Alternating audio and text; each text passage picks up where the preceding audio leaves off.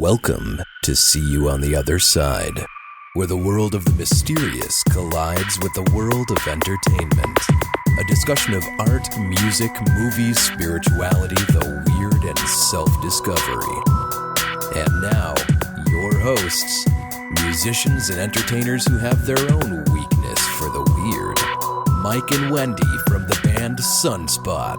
Episode 269, The Ghosts of Cielo Drive. We're here with David Oman, the owner of the Oman House, which is like a stone's throw away from the house on Cielo Drive where the infamous Manson family Sharon Tate murders happened 50 years ago in 1969. And since David has built and moved into the house, he's experienced a cornucopia of supernatural activity and have been investigated by everybody from ghost hunters to ghost adventures to, Barry Taff from the Entity case. And we want to welcome David to the show and talk about the book he just released about that supernatural activity that's happening at his place, Ghosts of Cielo Drive, The Afterlife of Sharon Tate and the Spirits of the Oman House. Welcome, Dave. Well, thank you for having me on today. I really appreciate that. And so let's get a little background from you real quick for people who are interested, you're a Los Angeles native. Did you see ghosts as a kid, or how did you stumble into the supernatural? I always wanted to see a ghost as a kid. I'm one of the few people in the world that was adamant about it. It's like, I want to see a ghost. Yeah, come on, let's find him. And that's pretty much how it started. I was always intrigued in my childhood about paranormal, about ghosts, about hauntings. I just had always had a curiosity and a fascination with them. And to be honest with you, as a kid, we used to literally go look around at old, abandoned, and burnt down homes that were remnants of the Bel Air fire. And, we used to scour the neighborhood and the hills there for stuff like that. But to lead you to where I am right now, about 21 years ago, in November of 1998, on a Sunday morning, my dad calls me up at 8 in the morning, woke my ass up, and started, telling me in an excited fashion, saying, "David, get up, come on. I found a lot. It's $40,000 in Beverly Hills." And I'm half asleep, and I'm like going, "Oh, Dad, what, Dad? It's 8 in the morning on Sunday morning. What? Because I found a classified ad in the LA Times. There's a lot. It's a foreclosure. It's $40,000. And I'm like, "Oh, Jesus, Dad." I'm thinking, you're off your rocker. You misread it. It's not either you misread it or it's a misprint. It's probably 400K and they forgot a zero. Right. And he's like, no, that's not it. And my dad, here's the setup of my dad. He's 82 years old. Now, you mostly think of an 82-year-old man as being in a wheelchair or with a walker. Right. No, not Paul Piss and Vinegar Oman. My father was driving a 1997, a Z28 Camaro, okay? And no, he wasn't like the old man. I was like, "Hey, what are you doing, kid? Yeah." He was spry, lively, and full of P and V, as I used to say. He was a hell of a character, but he was like active and looked like he was like in his 60s.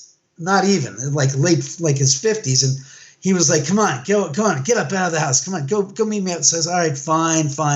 He says, it's up Benedict Canyon on a street called Cielo Drive. And again, I'm half awake, half asleep. And I'm like, all right, yeah. So I get my Thomas guide, the road map guide to find out where the street is. And I drive up there 20 minutes later with my dogs. And I get up there 10 minutes before he gets up there, and I'm looking down the street from where this lot is, and I'm like shocked, and I'm like going, "Oh my God, I don't believe this. That's where the Sharon Tate house stood." But I start to immediately realize that whatever it was that I had seen when I was in high school back in 1978 and 79, that was all gone, and I could see immediately there was this huge, massive wrought iron double gate that was there in front of the property. And as I recall it, there was a it had this old paved road that went down there, and there was a chain link fence, and you could see, you couldn't see the house, but you could see into the driveway. And I looked down there, I said, it's all dirt now. It's like, oh, wow, it's all gone. And my dad drives up, and I'm shaking my head going, I can't believe I'm up here again. And I said, Dad, that's where the Sharon Tate murders took place 30 years ago. I'm pointing down the street. And he looks at me and he gives me this look like, I don't give a good God, Right. We're here to look at this freaking piece of real estate. What do I give a rat's ass about what once was, where it was, etc. He goes, focus, kid, focus. So I'm like, all right. He goes, so this is the lot. And I'm looking and it's a pretty steep slope. It's not vertical, but it's about a 40-degree slope. It's pretty steep. And I'm looking at this and I'm saying, I see there are weeds all over the thing. And then I started to notice there was rebar, which is basically steel rods that are on top of the earth that they would then pour concrete around to fill in for the reinforced, the foundation. Right. And I'm like, Dad, am I crazy or do I see rebar on top of the earth? He goes, oh crap. He goes, you do. He says, I think that if there's rebar on top of the earth, that they would have put in the caissons first, because the only reason why you put the rebar on is because you've already done the preliminary which is to dig holes deep into the earth, into the bedrock, then 3-foot diameter holes, then to pour concrete reinforced with steel rebar. And you would then put the rebar on top to connect to that to build the foundation. I'm like, oh my God. He goes, that's what that is. He goes, they apparently were in the middle of construction and got stopped by the city for some reason. And the property has been sitting in limbo in this state for about 20 some odd years. So they'd already done the kind of the groundwork into creating a house. Because you're putting a house into the side of a steep hill. I mean, you're picturing to be, there's going to be pictures of the house that you can see at othersidepodcast.com/269. We'll have some pictures of it. But I mean, it is classic when you think of a house in the Hollywood Hills kind of thing. It's that classic, looks like it's a house built into the side of a mountain. Yep, that's what it is. 3 stories tall. And he decided that, he says, if we can get this, he says, we can buy this, we can build this ourselves. Because my dad was a builder, designer, and an architect. And he always liked houses that, as he called them, difficult homes, difficult lots. He goes, distressed properties. I said, what is that? He goes, you can get distressed properties for less money because most people that are builders are dissuaded from building on a slope. I said, yeah. He goes, most people like to build on flat pads. He goes, I like to build and get creative with the piece of property to build the houses that I build because it's less expensive in some regards and it gives me more flexibility and creativity to design something around that property. And I said, God, Dad, I said, I've been around with you since you've been building houses since I was a kid. You built my sister's house that she lives in to this day. I said, it was always my dream to build a house with you. And it was just a matter of fact. I look forward to it. So I'm thinking, oh my God, this is actually going to happen. We're going to get a lot and I'm going to get to move out of my apartment that I've lived in for 20 years. So you find that the $40,000 is not a typo. It's not a mistake that your dad made. The lot really was, $40,000. Yeah, it was $40,000 because you could not build on the property according to the city. It had started to be built on and they stopped it. And because they stopped it, it went into foreclosure. So we bought the lot in January of 1999. And it turns out that there was on the maps, the city maps, the planning commission maps, there was a transfer. And from one year to another, like 30 years ago or 20 years ago, they switched. Somebody took the name Private Drive and put Private Street. Now, between you and me, it's semantics. But what it turned out to be was in the city, street is maintained by the city. Private Drive is maintained by the property owners. So somewhere in the updating of the city maps, somebody changed the name by accident, and that caused a kerfuffle with the construction 20 years earlier. And that we straightened out. We bought the lot. We built the house here. And during construction, strange things were happening. But so the thing is that this is also amazes me too. So It really was a clerical error makes it so these people have to give up on their construction where they're probably building an extraordinarily expensive house to the side of a mountain. And they're like, okay, well, we can't do it anymore because of a clerical error. Then they sell a place. You get it. You get the clerical error changed over so you can build again. Yeah. I mean, that almost seems surreal. That's one of those stories that you only see in a movie or whatever, because it's like you can't fight City Hall. Well, you fought City Hall and you won. Well, we didn't even fight. We just got the clarification figured out because I said to him, how is it that other houses are on the street, yet the street's non-buildable? I said, that doesn't make any sense. And he goes, exactly. It doesn't make any sense. It shouldn't be. I said, exactly, Pops. It shouldn't be like that. So that's the whole scoop in the story behind that. When you think about it, it was all, you want to say it was meant to be. If it was meant to be, it was meant to be, but it had to be. And that's what ended up happening, you see. Well, you needed a couple of guys who were smart enough to figure out that, well, here's how we actually can build on the property, get it for a steal, come in there and be able to make the house. Now, so you're setting up this a 3-story house into the side of the hill. And, what kind of stuff was happening while people were building it? Well, during construction, we had the laborers that were having strange things. They were saying to me, David, were you here last night? And did you move this and that? It's like, what? Did I move this? I said, why would I move the tools from Rex? And it's like, no, we tools were missing from one room to another. It's like, no. I go, yeah. And just strange things. And my personal experiences when I was here were that I was feeling like walking around the house, you feel like somebody's walking up behind you and they're going to talk to you and you go, yeah, what? And there's no one there behind you. That kind of stuff kind of unnerved me, to say the least. I couldn't explain it, but I couldn't, dissuade it. It was like, all right, that's strange as all hell. And I felt it more than once. So it was like, okay, this is too crazy and creepy. Now, you also have that movie, The House at the End of the Drive. And in the film, doesn't the Lance Henriksen character detail something that happened to one of the workers? I mean, how much is that fictionalized and how much are you like, well, this is what happened? Well, actually, the movie's half fantasy and half fiction. I mean, half fantasy. Sorry, that means 100% bullshit, doesn't it? It's like, oh, yeah, that's right. No, it was half fantasy and half factual. And by that, I mean that we had stuff that was going on here in the house that I decided to put into the movie. And it was stuff that was like, no, that didn't happen. Oh, yes, it did. For instance, Lance Henriksen relates the story of one of my contract laborers who was here. And 6 months before the construction was finished, I assembled the laborers. I said, have you guys had any strange things happen during construction? And one guy goes, oh, yeah. Oh, yeah, I had something strange as all hell happen here. And he goes on to tell me the story. And I'm like, go what? Right. The story is that he was here by himself in the middle of the summer, July, and he was down on the 3rd level working. And as he tells the story, he was down there doing some work. He heard voices and footsteps coming from the top floor. So he came running upstairs to see what was going on. He goes, there's no one there. He goes outside, he starts looking around, and he goes, there's no one on the street. And I said, what do you mean? He goes, there's no one on the street. It's empty. I said, okay.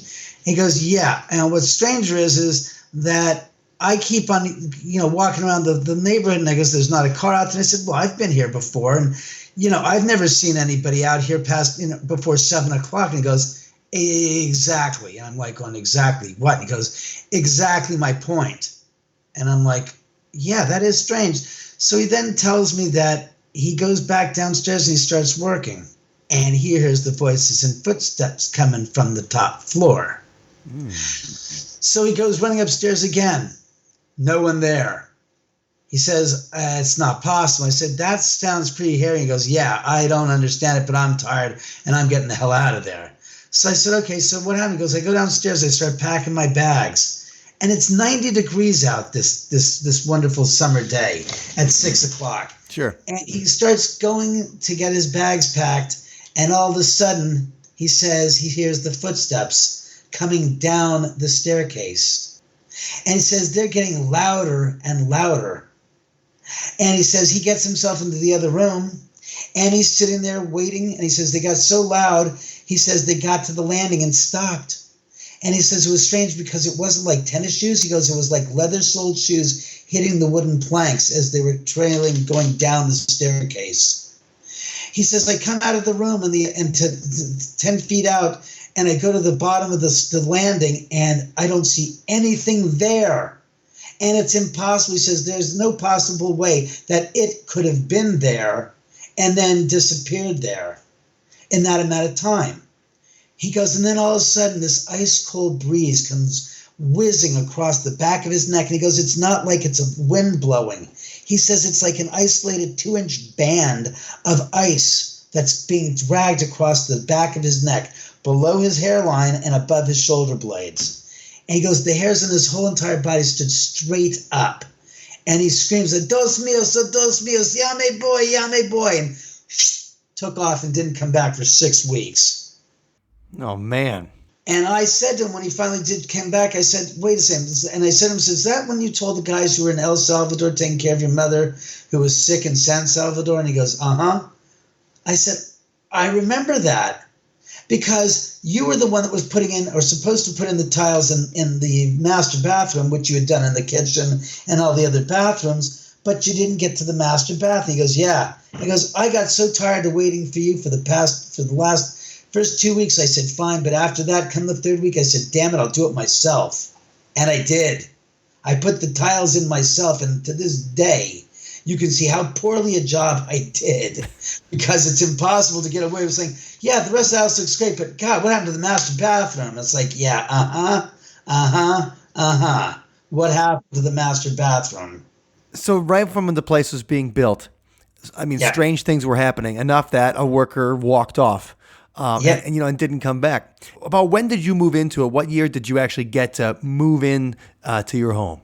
I moved in 2002 is when I moved in. And so you move in, and about how long after you move in do weird things start happening? Immediately. I mean, I knew immediately stuff was going kooky here because you could feel stuff going on in the house. And it's like going, that's strange. I said, I got stuff going on here that just doesn't add up.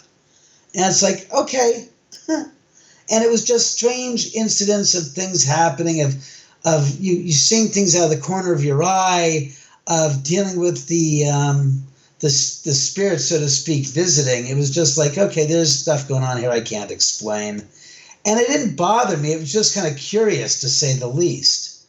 I was rather amused by it. I wasn't ever threatened or felt any kind of disconcerted behavior. It's like, oh, this is a threat to my being. It's like, no, never before, not at all. It was pleasant. It was never, I hate to say it was never an issue, but it was never an issue. Sure. Well, there's never anything that, it was just little weird stuff would happen, but nothing that like scared the crap out of you. No, nothing that would scare the crap out of anybody, to be honest with you. It was all good. It was all fine. It was all, for lack of better words, it was okay. It wasn't anything to be feeling threatened by or fearful of. It was just there.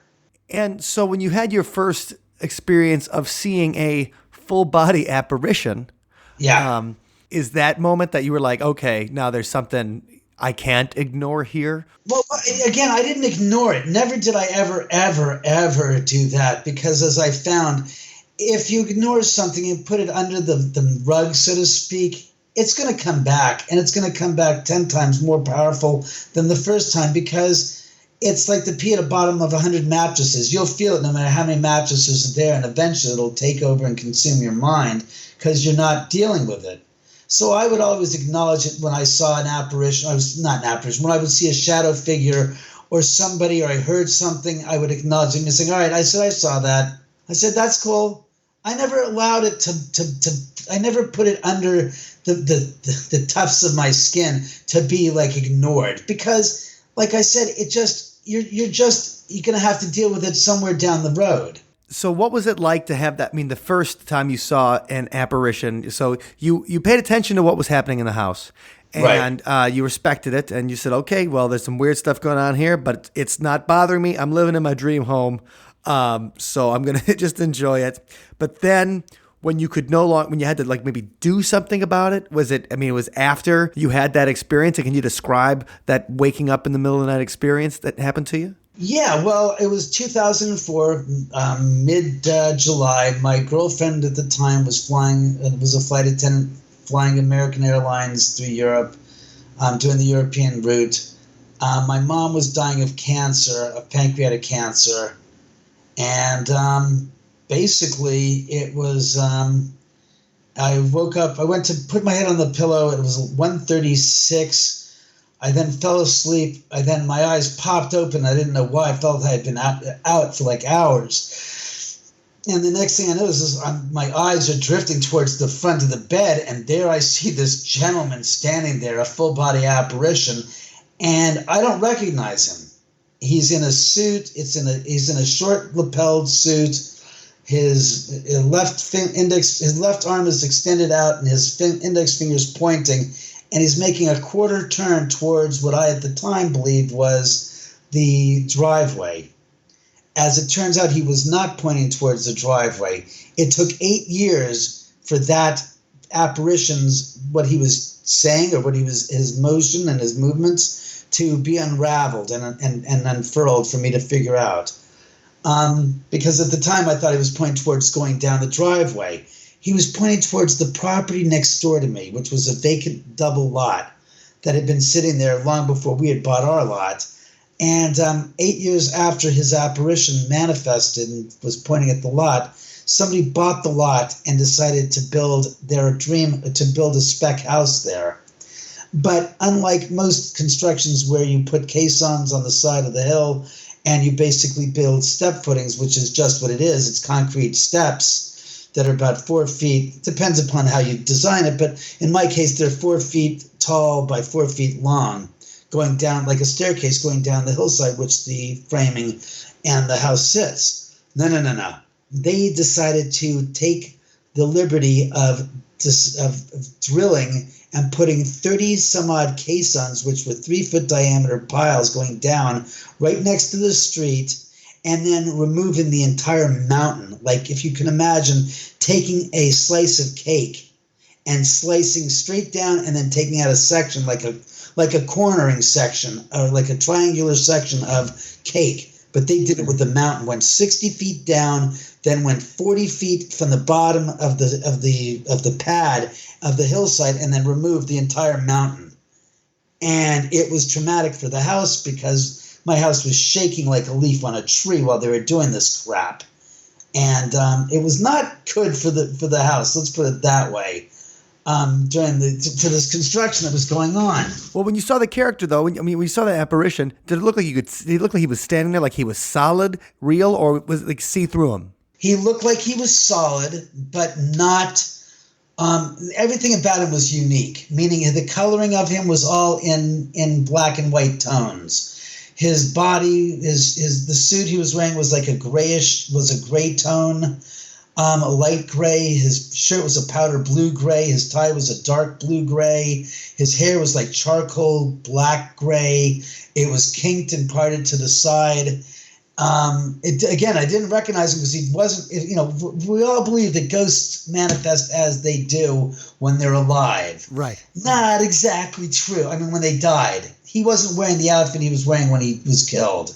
Because later on, and I'd seen pictures of Sebring, and he was in these horrible striped jeans. He was in a suit. Now, the thing is, you believe, you discovered later on that the person that you saw, or the apparition that you saw, was, it looked like Jay Sebring. Like you said, you didn't recognize him at the time. Right. How eventually did you find out that the vision that you saw in your bedroom that night ended up being him? A few months later, I went to the LAPD to do research to see if they would allow me access to the sealed vault files and the photographs of the Sharon Tate murders to see if by any chance one of the perpetrators, had left anything on the side of the hill where this house now stands. So I was thinking, all right, maybe there's a bloody glove, maybe there's some bloody rags that were left on the side of the hill. Anything, something, whatever, right? And when I was going through the photographs, I went through first the La Bianca photographs, which were horrendous. then I had to come back a couple of weeks later and get access to seeing the Tate files. And going through the files, I found a photograph, and it was an 8x10 photo of Jay Sebring, and it said Jay Sebring. On the reverse, it said Jay Sebring with his natural hairstyle. When I saw the photograph, I immediately knew it was Jay. And I was like, oh my God, that's the guy I saw in my bedroom. I mean, I was literally like verklempt. I couldn't freaking believe that the guy who I'm looking at in this picture was the guy. In fact, he was in my room. And so you saw that. So if you guys need a little background on Jay Sebring, he was the hairstylist to the stars, Sharon Tate's ex-fiance. He was also one of the murder victims at the end of the street. And so you see him, in your room. He seems to be warning you about something that later on you find out what it's about.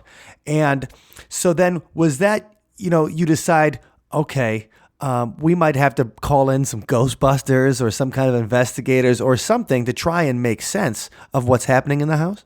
Well, I invited Rob Ladowski. It was going on to the 35th anniversary of the murders, and it's about a month after that I saw Jay, and it was less than a month after when I saw Jay that I decided to call and find somebody to come here and to do an investigation here. And I called up Rob because he had written a few books. He was local. And we talked, and he brought over his team, which included Al McCary, who I later on became friends with, Diane Melvin, his wife Anne, and a few other people that came with him. And I invited my screenwriting friend Jim Vines to be a part of this evening. And it was amazing, like I said, because we did this 2 months before the show Ghost Hunters aired, which was the first paranormal reality show. Right. So that tells you a little bit about how advanced ahead of the curve we were here. And I went out and bought myself a cheap piece of crap camera that I could take pictures with that would be 35 millimeter film. And I couldn't be called out as being fraudulent because the camera was so rudimentary that you could take a picture and then you forward advanced it to make the pictures go. And it's like, okay, fine, I've got 800 speed film. I must have taken 200 and some odd photographs, random photographs around the house. And out of those 200 photographs, I think 4 or 5 of them had things that were anomalies that I could not explain. And so were you doing particular things to not necessarily provoke, but try to talk to the spirits at the time? Like we think about Ghost Hunters now or Ghost Adventures or any show like that.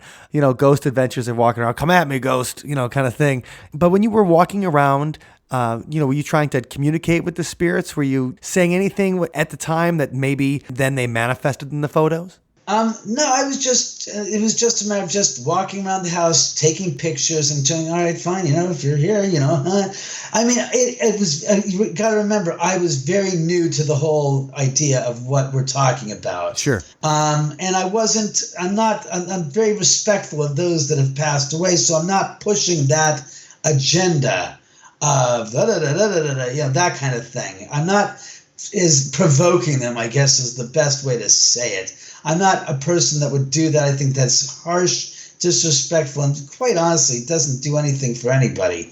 It makes you look like an ass. It's what it makes you look like.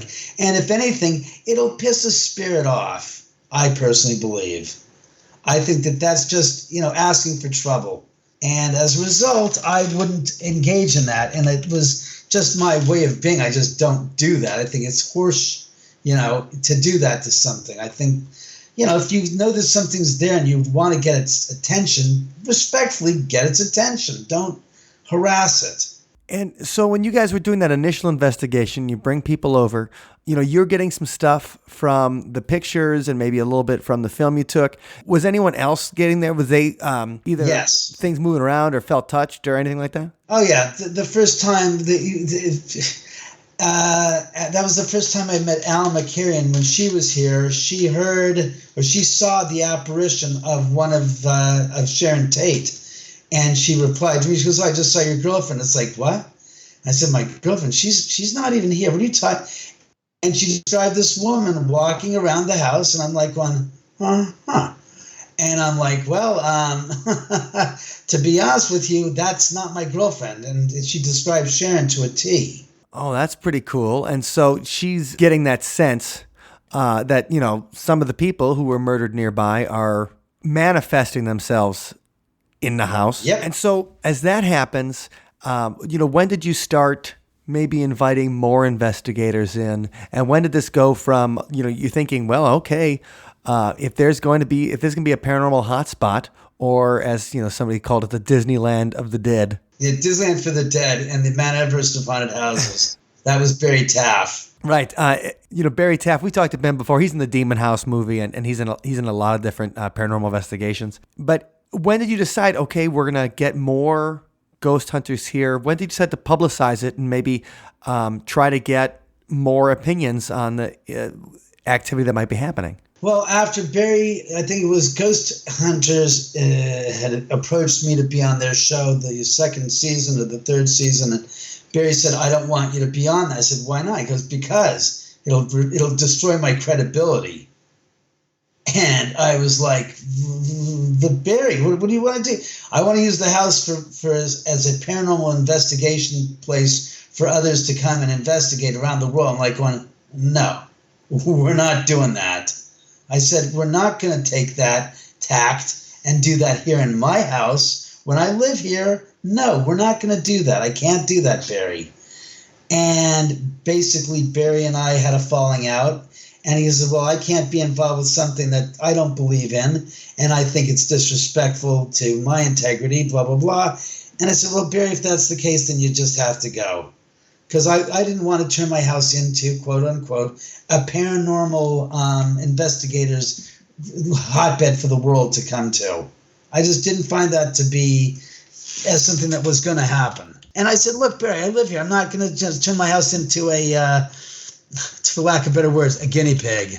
Sure. And that's basically what happened. I just, we parted ways, and there was never any hard feelings about it. It later on became a play of Zach Baggins that he's bringing, Barry and I together. And it's like, you're not doing anything of the sort.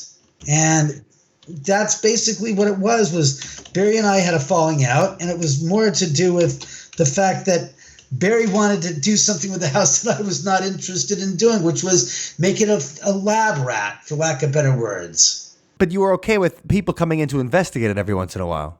Well, what it was is I had the ghost hunters come by, and then after that, Lisa Williams called me up and said, "I saw your house on Ghost Hunters. I want to see it." And I'm like, "Who the hell is this?"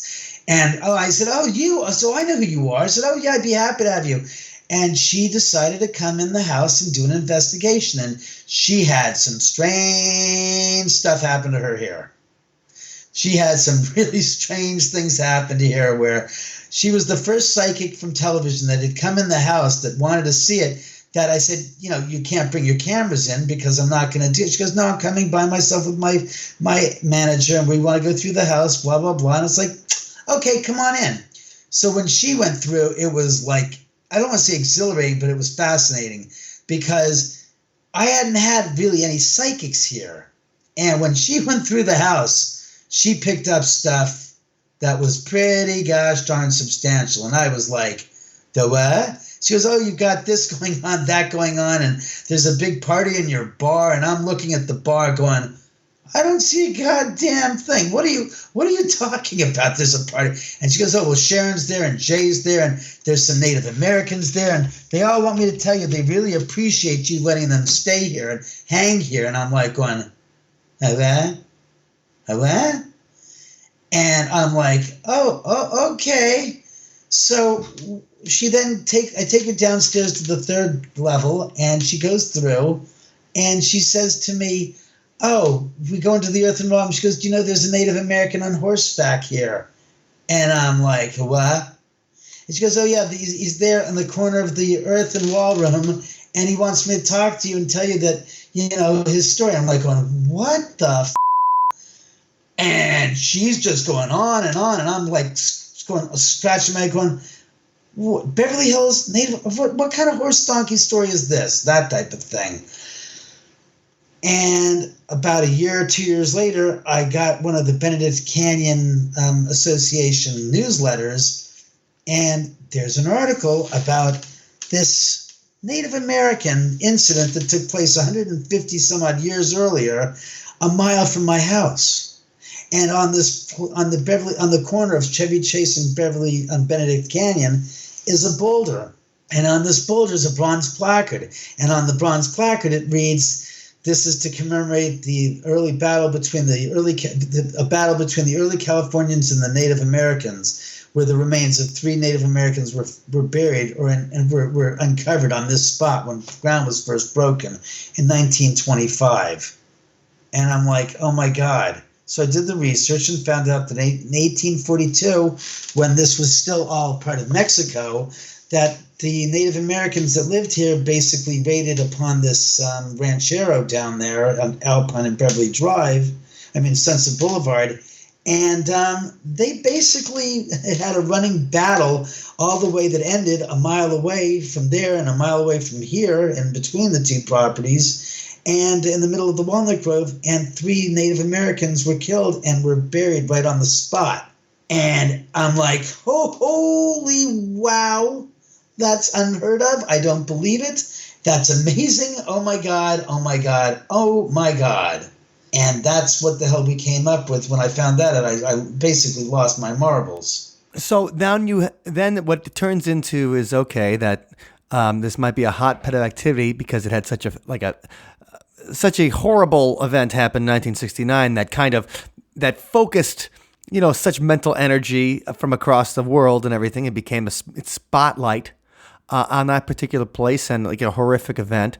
But then you find out that there's been more events that happened near there throughout history that make it seem like, well, maybe it's not just one event that happened here that kind of caused things. Maybe this is the kind of place that attracts very powerful events to happen there.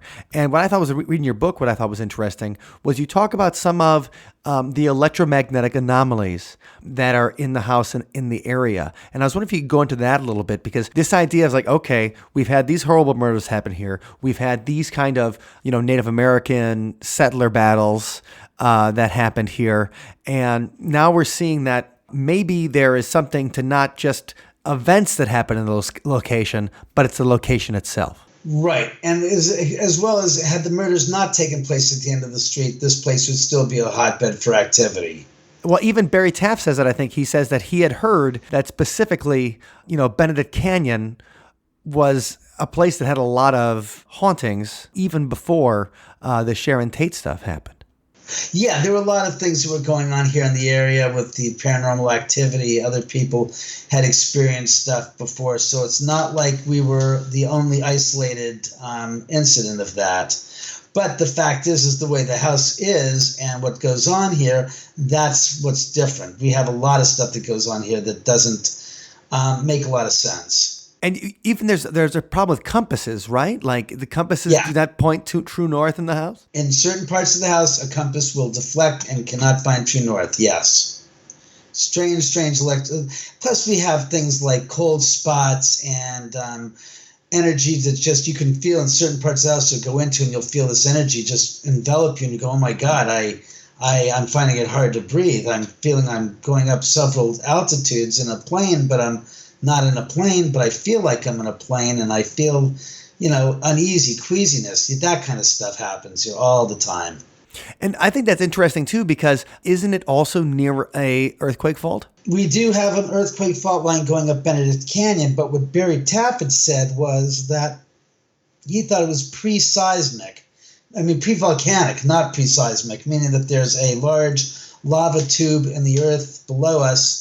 And the way that the house is designed with a lot of steel in it, it's magnifying and amplifying the naturally occurring EMF levels in the earth and causing this kind of a wild, as you say, setup of activity that's going on here. So when you talk about places with interesting history, we think of often as paranormal activity will happen in a place that has had a lot of historical events or things that are maybe leaving residual energy from very emotional and powerful events like murders, like battles, things like that.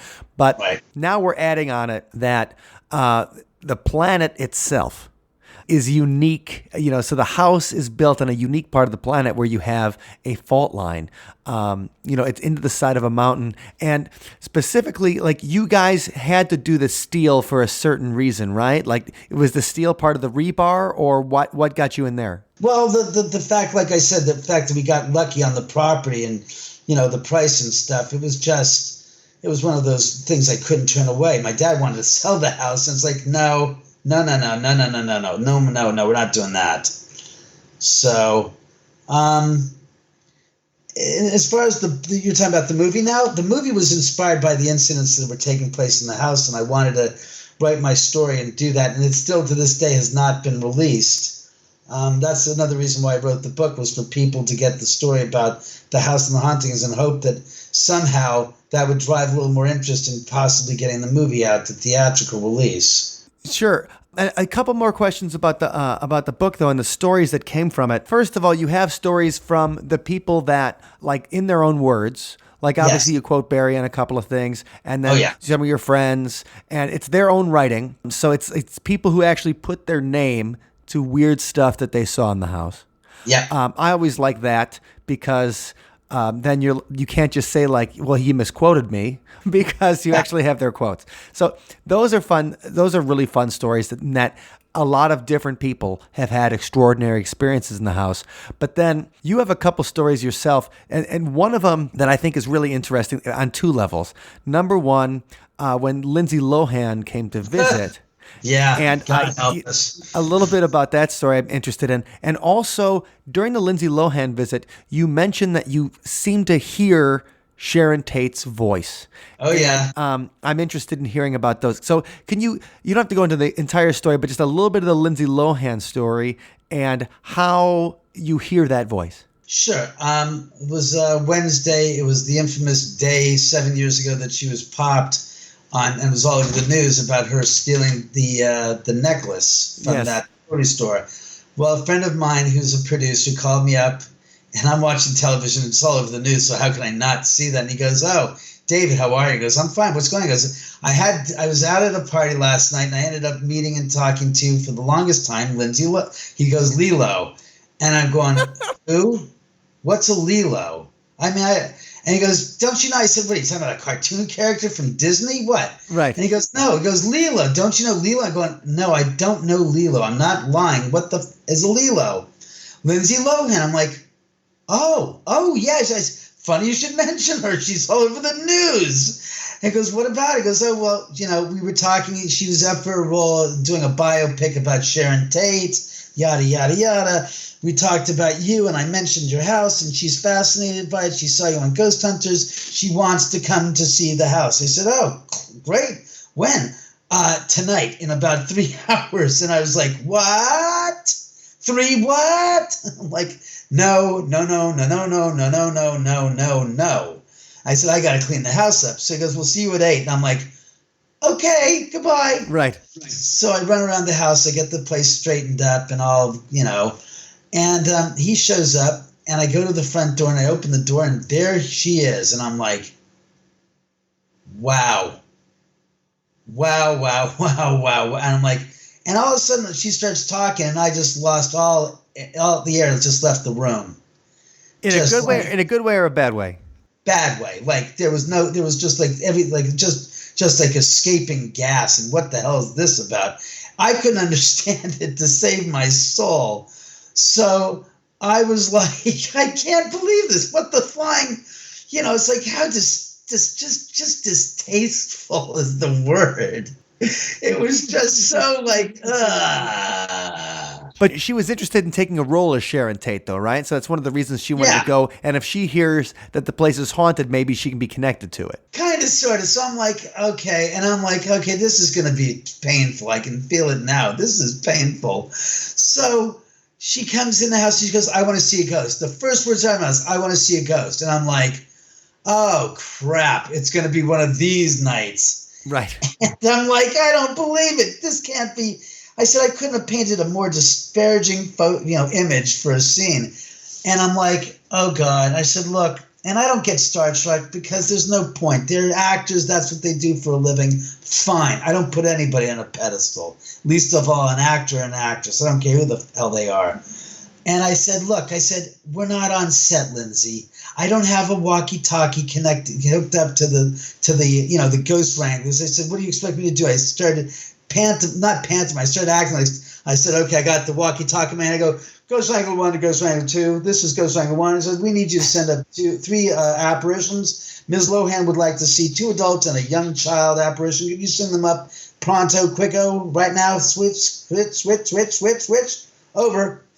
And she gives me this dirty look like, oh, you think you're so smart and smug. Well, you don't know who I am. And I'm thinking to myself, I not only know who you are, I can feel your disgusting vibe here in my house. God, I'm really not pleased with you being here. And as far as I'm concerned, or the ghosts are concerned, they all walked the hell out when you walked in.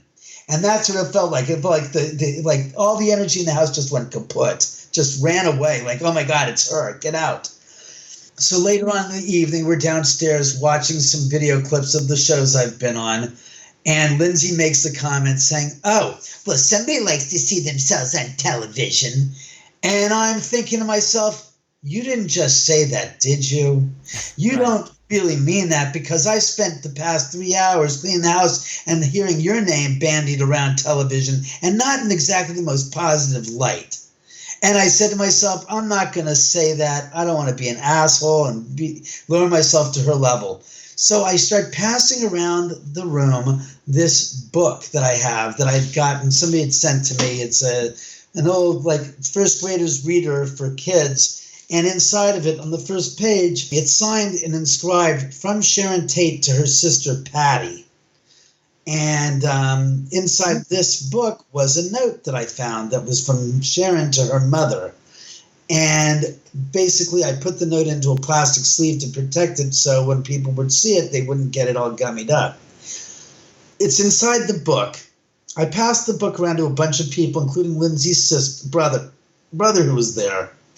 And then it got to Lindsay, the last person to have the book and note. I get them the book back, and I open the book, and I hear a voice, and it's Sharon. She goes, that little is taking the note. And I'm like, where's the note? Where's the note? And the last person who had the book and note intact was Lindsay.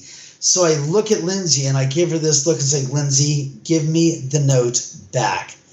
And she goes into Academy Award-winning acting 101 and says, what note? I don't know what you're talking about. And I'm like, oh, you've got to be kidding. I'm like thinking that, like, no, you don't do that in my house and think you're getting away with that little. But when you heard the voice, though, so it was almost like Sharon telling you that. Oh, yeah. No, she goes, she's got it. And I was like, what? So I looked, and she goes, under her thigh. And she was wearing this skirt, little mini skirt. And under her thigh, I look down, I see something glint in the light from the ceiling. And I said, and I knew that there was nothing there that could have been glinting because it's flat leather, so you can't have that. So I knew there was something there that it was catching the light. So I said, Lindsay, and Sharon said, it's there. And I said, Lindsay, I said, Sharon just said it's under your thigh. So she pulls it out, and she goes, well, I want this. I said, well, obviously you want it, otherwise you wouldn't have taken it. And she then says to me, she goes, well, how much do you want? And in Sharon's voice, she goes, $1,000. She doesn't have it. So I said $1,000 because I knew she didn't have it, Sharon said. So she goes and she starts rifling through her purse, and she literally comes out of her purse with a bunch of bills in her hand. And I'm like, what the hell is this? And she says to me that, she goes, I have $600. I said, it's $1,000. And she then says, I said to her, look, I'm planning on doing a TV show dealing with the paranormal, and every episode we're going to have a different celebrity guest on. I said, I'll be happy to pay you your regular SAG rate to be on the show, and I will give you the note for free for being on the show. So what the hell do I get response from her? Oh, hell no, over my dead body. And then I just looked at her and I just grabbed the freaking note from her hand. I said, well, that will be mine then for now, forever then. And it was like, what an insulting little twerpy thing to say when somebody's giving you something for free that you want, and you have the audacity to make that kind of a statement. That's obscene. And I was really pissed off, to be honest with you. I was insulted. Well, sure, she tried to steal your memorabilia. Exactly. Well, there's a couple of things in there that I think are interesting. Yes. And number one, I mean, it's a funny story. You're like, oh, I want to play this character in a movie one day, so I'd like to meet her ghost. And then you have to deal with celebrity entitlement, Yes. that kind of story. But then the next thing is, I'm interested in, when did you start hearing the voice of Sharon Tate and recognizing who it was? 2004, when I was walking down the driveway, and I was at odds with what I was doing as far as my career was concerned, and I was just saying, I said out loud, what am I going to do? I said, I got this house. It's great. I said, I've done a bunch of different things in my life. I've had I hadn't owned a restaurant. I've had a dog walking service. I've had a private investigation service. I've had other things. I said, what am I? And then I saw this vision, maybe an 8-second video vignette that played out in my mind's eye. And I'll never forget it. It's me driving in a beaten up 1964 convertible Mustang. And as I'm coming up the driveway, I turn to my left and I'm going past the second house on the driveway. And I see this girl who's dressed in 1969 attire. And she's got the bandana and she's smoking hot. And I'm like looking, I'm totally captivated her, but I'm still driving the car, mind you, up the street. So I turn my head to the left and I'm looking at her and our eyes meet and I'm like, wow. And as I do that, I then turn to my right immediately as I start to notice that the car is starting to go down the hillside if I don't turn quickly and avoid that. So I correct the steering wheel, I turn it to the right, and I save myself from going down the mountain. And the next thing I know is the camera cuts to the side shot from the passenger side, panning across my face and up into the rearview mirror, showing nothing in the rearview mirror. And it was just that quick of a vignette. And I was like, what the hell was that? It was totally outside of my own cognitive realm of thinking. And I was like, that was wild. What the hell was that? And then I heard a voice say, it's Sharon. I want you to write this down. And I said, it's Sharon. Sharon who? And then it was like, ding, ding, ding, ding. It's like, I don't know any Sharons, but I do know that there was a Sharon that lived on this driveway some 30 some odd years earlier. And oh my God, that's who the hell that must be. So I ran back to the house, I grabbed a legal pad, and I started writing down in detail what I had seen in my mind's eye. And literally, this type of these incidents of me stopping in the middle of whatever I was doing, didn't matter where or when I was doing it, I'd see a vignette. And it was a different vignette, and it wasn't like it was the same thing of me. It was just another piece of a puzzle, as I would say. And I knew immediately I had to go back and write down what I had just seen in detail so I would have a record of it. And after about 3 months, I ended up with like around 35, 40 pages of these different vignettes that didn't make any sense to me. So I called a friend of mine who's a screenwriter. And he said to me, all right, I'll come over. You got to make dinner. It's like, all right, fine. So I made dinner. He comes over. He looks over these things and he says, all these vignettes are scenes, disparate scenes from what could be assembled as a movie and a screenplay. And I said, okay, so we took them all and we cut up all the pieces, all the vignettes out of the pages and literally had like 4 inches and 3-inch slabs of paper with different vignettes that I had recorded. And we assembled them into a screenplay and put them into what we would now call as the story of House at the End of the Drive. And that's what it became. So you would say that the House at the End of the Drive would be co-written by the spirits, the ghosts of Cielo Drive. Yeah, as I said in the beginning of the movie, it says this film was inspired by the true story that took place. And there, something to the effect of saying that this was inspired by those who died down the street from my house, and their spirits are still not at rest. And basically, it was her story that she gave to me that Jimmy and I ended up refining and creating and turning into the movie House at the End of the Drive. Yeah. So you talk about that process in the book. I think it's interesting how like you put these vignettes together, you take it to your screenwriter friend, and he's like, "Oh, you put it together like this, we can make a movie out of it." Right. And so you have a paranormally inspired fiction movie. That's based on some things that have happened to you, as well as, like you said, half fantasy, half reality. And Right. the book, The Ghost of Cielo Drive, is your story of what's happened to you and happened to your friends since you've built the house, moved in, and started having weird experiences. And also, there is a great story about your girlfriend having some ghost sex with Jay Sebring in there too. That's pretty funny. That's a good tale as well. And I encourage, if you guys are interested in like the geography of the area and the history of the Manson family, this is an interesting paranormal take on that. And so if people are interested in getting a copy of Ghost of Cielo Drive, where can they find that, Dave? The only place it's available right now, and I apologize, I have not had the time and the money to go out and do the audiobook or do the Kindle version.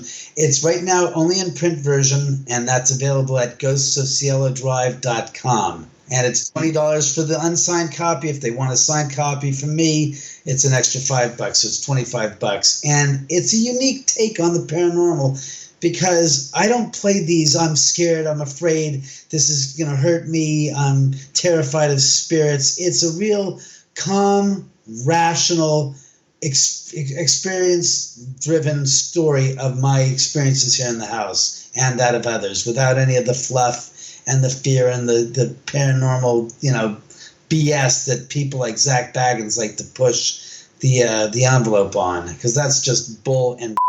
Well, what I enjoyed about the book, I think, is number one, it does go into some, the history of it. You do talk about the Native American stuff. You also get into, it does get into the different electromagnetic anomalies that have happened there as well. So it's more than just the history creating the ghost stories. It's the history plus the location plus the geography. And that makes for a lot of thought-provoking incidents. Plus, so many people, in their own words, write about the stories that have happened at the Oman house. And you, of course, have been on several different TV shows. 100 different paranormal teams have investigated the place. And if people are interested in investigating it themselves, breaking out their K2 meters and their SLS cameras, where can they find information if they want to check out the house at the end of the drive? Well, right now that we're working on trying to get that into theatrical. They can go to houseattheendofthedrive.com to look at stuff about the movie. They can go to the YouTube channel, youtube.com/David Oman. That's OMAN. And they can see the videos that have been shot here, because we have 19 HD 1080p cameras with infrared capability and audio throughout the house. Outside, we have 5 others.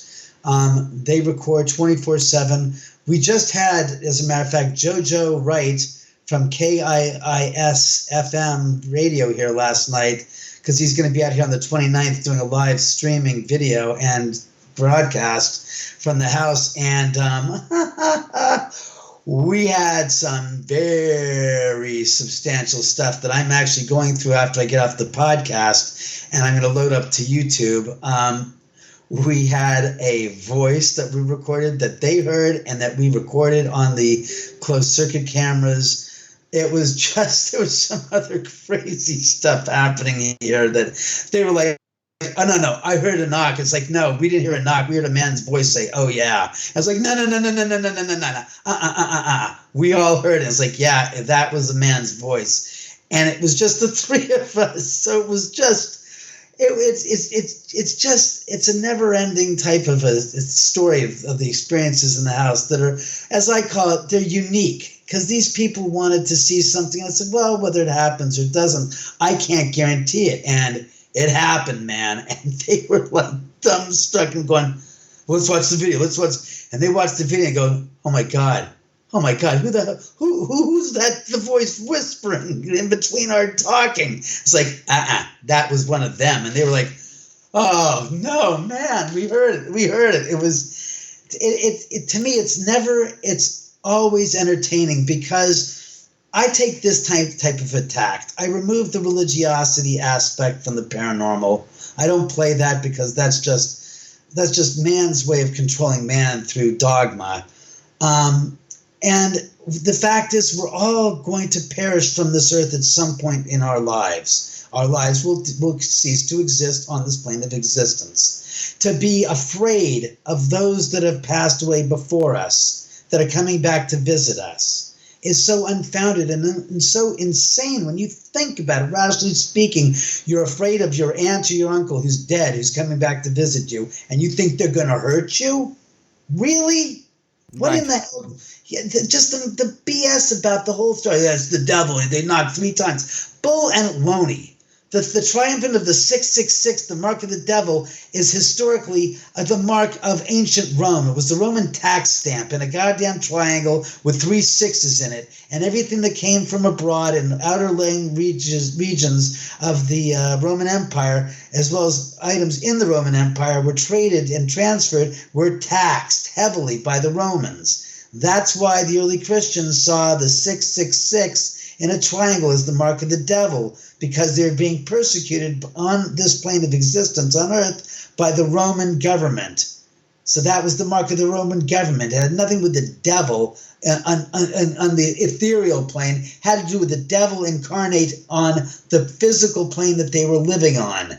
So when people say it's the mark of the devil, shut the hell up and just realize historically it's the mark of the Roman tax stamp. And that's it. Not devil, not anything to do with Satan, period. End of story. Well, and the thing is, and if you guys enjoyed this conversation, you're going to enjoy that same kind of forthright discussion that he has in the book. Plus, there's great pictures. You guys at the Hollywood Ghost Hunters, which is like Kane Hodder from Friday the 13th goes around and does Ghost Adventures too. And just different. It's a lot of pictures, a lot of stories, and it's a very original take on the spirits, ghosts of Cielo Drive, the afterlife of Sharon Tate, and the spirits of the Oman House. Thank you, David Oman, for taking your time with us today. Yeah, good luck with the book, man. It's really interesting. Well, if you ever make it out to the West Coast and you want to hit me up and come and see the house, go right ahead. I'll be happy to bring you for a private tour here and let you experience it for yourself firsthand and feel it and be a part of it so you can enjoy it. For the song inspired by my conversation with David Oman this week, we were inspired by the cult of celebrity around Sharon Tate, Charles Manson, and true crime in general. We just can't get enough of real-life drama with these entertainers we've elevated to princes and princesses, but that fame has a price, and sometimes that price is a pound of flesh.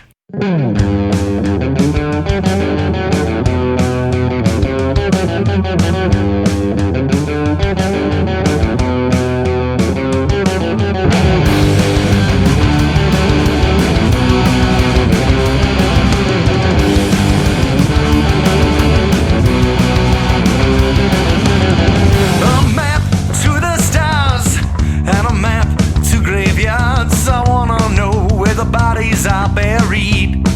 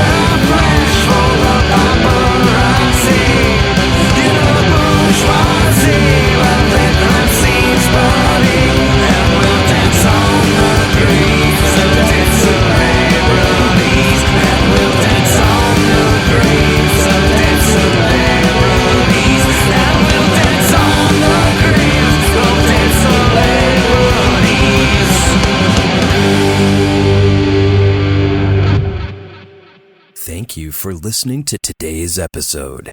You can find us online at OthersidePodcast.com. Until next time, see you on the other side. Hey everybody, it's Wendy. And before we end the episode, I just have a quick announcement. In case you happen to be going to Wizard World in Madison this weekend, Mike and I will be recording a live podcast there on Saturday, October 26th at 2 o'clock p.m. So if you're there, please come and join us. We'd love to have you in the audience and we'd love to meet you. Also, Mike, along with our co-host Allison Jornlin and our good friend Lisa from Madison Ghost Walks, will be leading a panel discussion called Haunted Road Trip on Sunday, October 27th at 11:30 a.m. So again, if you happen to be at Wizard World in Madison, we'd love to see you at either of these, and it's going to be a really fun, perfect for Halloween kind of conversation. And finally, I want to extend our gratitude to our wonderful Patreon community, the great friends that we've met through the podcast See You on the Other Side, and have supported us through their contributions at OthersidePodcast.com/donate. A bonus shout out goes to Dr. Ned, who is pledging us at a level that he gets this custom shout out. He's basically an executive producer for our program. And Ned, you're wonderful. Thank you so much. Thanks to everybody for listening and have a great week.